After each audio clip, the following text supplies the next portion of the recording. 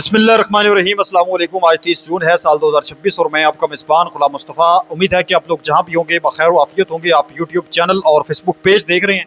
नाज़रीन मोहतरम, ईरान की जानब से एक बड़ा सरप्राइज़ अमेरिका के लिए तैयार कर लिया गया। पहले तो ट्रंप कहता था कि मैं जो है वो एक ऐसा हमला करूँगा ईरान के ऊपर तो एक रोशनी उठेगी तो बस ईरान का खेल ख़त्म हो जाएगा। लेकिन आज जो ईरान की जानब से ऐलान हुआ है वो ट्रंप और उसके हवारियों के लिए एक बहुत बड़ा सरप्राइज़ है, बहुत बड़ा सरप्राइज़। वो उसका बाकायदा ऐलान जो है वो आज ईरान की जानब से हो चुका है। कतर के अंदर मुज़ाकरात आज होने हैं। इन मुज़ाकरात के दौरान इस वक्त पासदारान इनकलाब के ऊपर हमला हो गया है। इसकी तफसील भी आप लोगों के साथ शेयर करनी है। ओमान के अंदर एक बड़ी बैठक हुई है अबना हुर्मुज़ को लेकर।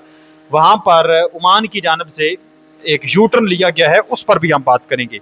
मैं उम्मीद करूँगा कि वीडियो आप लोग मुकम्मल समाअत फरमाएंगे और कमेंट सेक्शन के अंदर अपनी जो कीमती राय है उसका इजहार भी ज़रूर करेंगे। आप लोगों से इल्तमास है, अगर आप इस चैनल पर नए हैं तो इसको लाजमी सब्सक्राइब कर लें और कमेंट सेक्शन के अंदर अपनी कीमती राय का इजहार भी ज़रूर करें और पाकिस्तान जिंदाबाद ज़रूर लिखें। सबसे पहले नाज़रीन मोहतरम हम बात करते हैं कि ओमान के अंदर एक बैठक हुई है, एक मुज़ाकरात हुए हैं। उसके अंदर क्या कुछ तय पाया है, क्योंकि अबना हुर्मुज़ आप जानते हैं कि बड़ी आम तरीन एक उसका मसला है।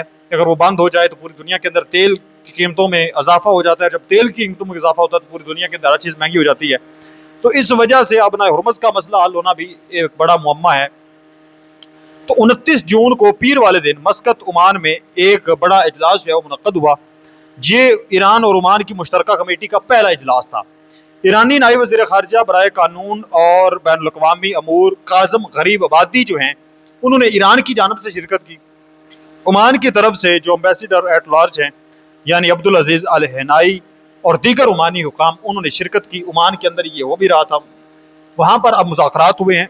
चूँकि एक साइड जो है वो ओमान के पास है अबना हुर्मुज़ की और एक साइड जो है वो ईरान के पास है, लिहाजा इनके दरमियानी बातचीत होनी थी, इन्होंने फैसला करना था मिलकर। तो इस पर अबना हुर्मुज़ का जो मुस्तकबिल का इंतज़ाम और गवर्नेंस है इस चीज़ पर बातचीत हुई। बहरी जहाज़ रानी, समंदरी सिक्योरिटी और मुतलका खिदमात, दोनों मालिक के साहिली खुद मुख्तारी हकूक़ का एहतराम, तो ये चीज़ें जो हैं डिस्कस हुई।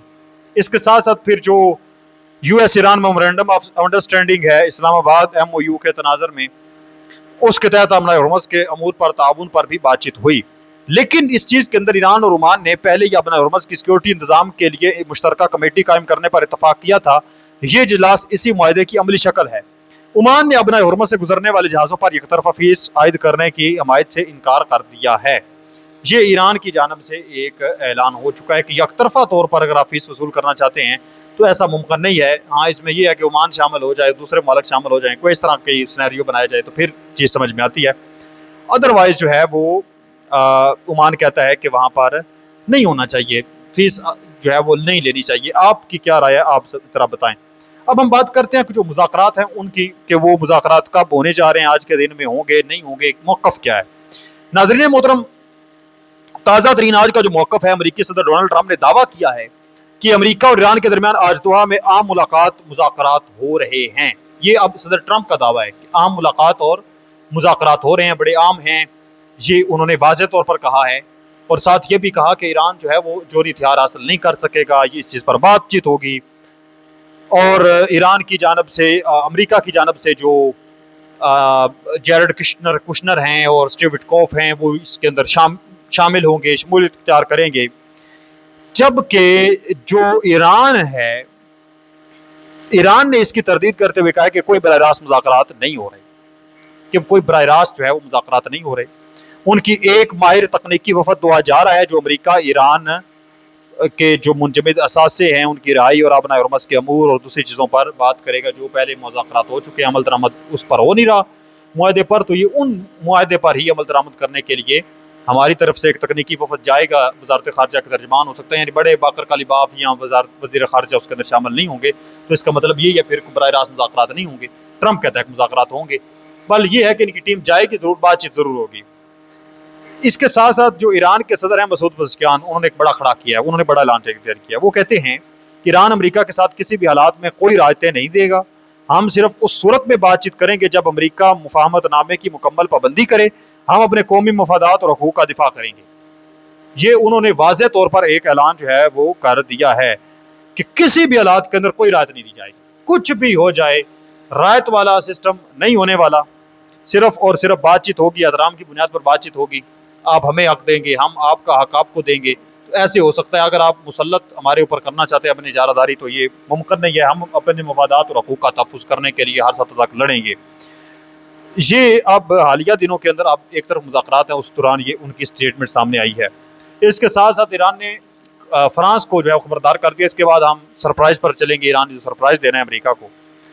ईरान ने ऐलान किया कि बारूदी सुरंगों को ढाने का अमल सिर्फ ईरान ही अंजाम देगा।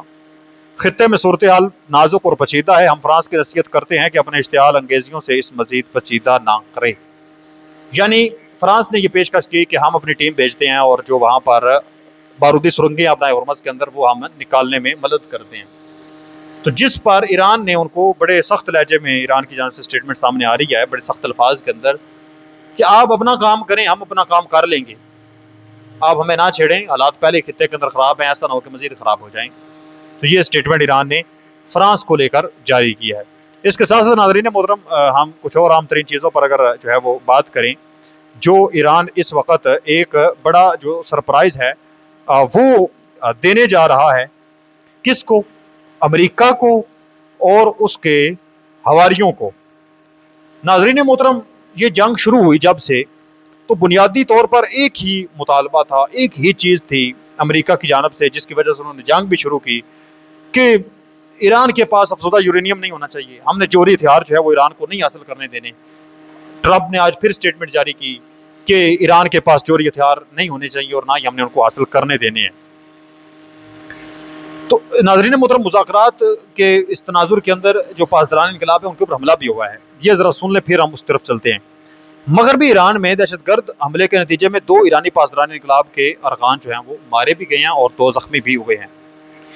मगरबी ईरान के अंदर जो है वो ज़्यादातर आप कह लें कि अलहदगी पसंद तरीके या दहशतगर्द ग्रुप जिस तरह से होते हैं, पाकिस्तान के अंदर बलूचिस्तान, खैबर पख्तूनख्वा है, तो वहाँ पर भी इस तरह शामिल हैं। तो उन्होंने ये हमले करके 2 पासदारान इनकलाब के लोग मार दिए हैं और 2 को ज़ख्मी कर दिया है। अच्छा, ईरानी फौज का जो सरबराह है उसने कहा है कि अमेरिका और बैनुल अक़वामी दबाव के मुतालबे पर ईरान की एटमी टेक्नोलॉजी और अपने एटमी हथियार हासिल करने के हदफ को ख़त्म नहीं किया जा सकता। रिपोर्टों की तस्दीक की जाती है कि अगर अमेरिका ने तेहरान पर हमला किया तो IRGC जंग के दौरान अपनी पहली जोहरी सालियत का तजर्बा करेगी। यानी अब अगर ईरान के ऊपर हमला होता है तो ईरान अपनी जोहरी सालियत का तजर्बा कर देगी। यानी ईरान ने पूरी तैयारी कर ली है। इसका मतलब है ईरान ने तो फिर एटमी हथियार बना लिए हैं, अगर वो कह रहा है कि हमने तजर्बा कर देना है अपनी जोहरी सलाहियत का। फिर इसके साथ साथ एक खबर ये भी सामने आ रही है कि पासदारान इनकलाब के जो IRGC के तमाम सीनियर ईरानी जनरल्स हैं अब उस बात पर जोर दे रहे हैं कि ईरान एटमी हथियार हासिल करे। यानी वो भी कह रहे हैं कि ईरान को एटमी हथियार हासिल करने चाहिए, और ईरान के जो फौज के सरबराह हैं वो भी ये कह रहे हैं कि बैनुल अक़वामी दबाव के बगैर अमेरिका और बैनुल अक़वामी दबाव हम बर्दाश्त नहीं करेंगे, और अब अगर तेहरान पर हमला होता है तो हम एक खड़ा कर देंगे। तो आप इस तमाम सूरत पर क्या कहते हैं ज़रूर बताएं। नेक्स्ट वीडियो तक अल्लाह निगहबान। पाकिस्तान हमेशा जिंदाबाद।